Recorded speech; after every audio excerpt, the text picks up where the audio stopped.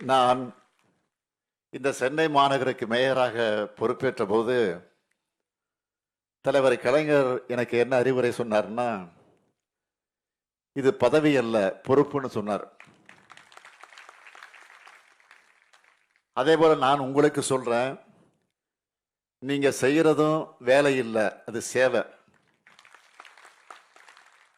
சென்னையில night travel பண்றவங்களுக்கு தான் தெரியும்.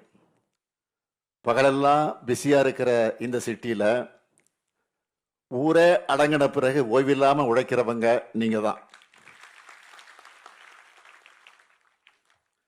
உங்களோட அர்ப்பணிப்பு மிக்க சேவை உணவை பார்த்து நான் மட்டுமல்ல, இந்த மாநகரமே நன்றி உணர்ச்சியோடு உங்களை வணங்குது.